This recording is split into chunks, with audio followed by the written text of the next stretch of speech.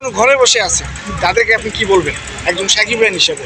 যারা এখনো ঘরে বসে আছেন তাদেরকে একটা কথাই বলতে চাই, ভাই আর কোনো দেরি না, চলে আসেন কাছের কোনো সিনেমা হলে আইসা দেখুন শাকিব খানের প্রথম প্যান ইন্ডিয়ান সিনেমা ধরো।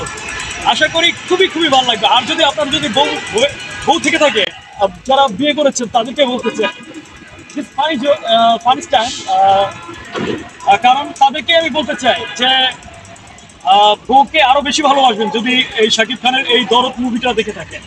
কারণ আমরা একটু ট্রেইলারে যে ঝাঁকানি দেখাইলো শাকিব খানের তো দেখে বোঝা যায় যে বউ পাগল দুলু মিয়া।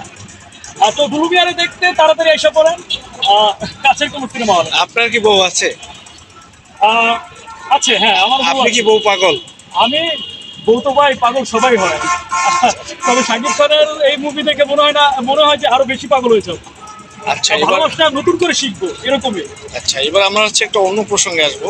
প্রিয়তমা প্রচুর একটা হাইপ উঠছিল, পুরা বাংলাদেশকে চুরমুর করে দিছে প্রিয়তমা, যে রেকর্ড হয়তো আর কেউ ভাঙতে পারবে কিনা সন্দেহ আছে।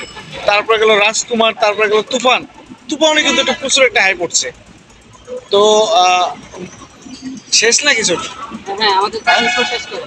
আচ্ছা, এখন বিষয় হচ্ছে এই যে তুফানের রেকর্ড, প্রিয়তমার রেকর্ড, সবকিছু ইয়ে করে কি দরদ কি আসলে ভাঙতে পারবে না? দরদ কোন পর্যায়ে যাবে কি মনে হয়? দেখুন, এটা হচ্ছে আপনি যেটা বলেছেন সেটা ভালো কথাই বলেছেন। মানে সবচাইতে বড় চ্যালেঞ্জ হচ্ছে এটা, ঈদ ছাড়া শাকিব খানের এত বড় একটি মুভি রিলিজ পাচ্ছে, সেটা সত্যি একটা ভালো লাগার বিষয়।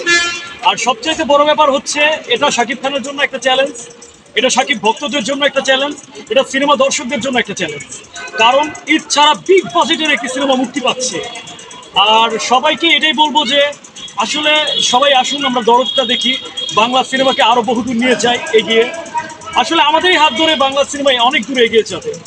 ঈদ ছাড়া যেহেতু মুভি রিলিজ পাচ্ছে সেটা একটু চ্যালেঞ্জ থাকবেই। প্রিয়তমা, তুফান এগুলোর রেকর্ড ভাঙতে পারবে কিনা জানি না, তবে দরদ সিনেমাটি দেখে আবারও নোট করে রাখুন আপনারা যারা আছেন, দরদ সিনেমাটি দেখে এই শাকিব খানের অভিনয় মানুষ অনেক অনেক দিন মনে রাখবে যে না, দুলু মিয়া ছিল দরদে, এটা মনে রাখবে।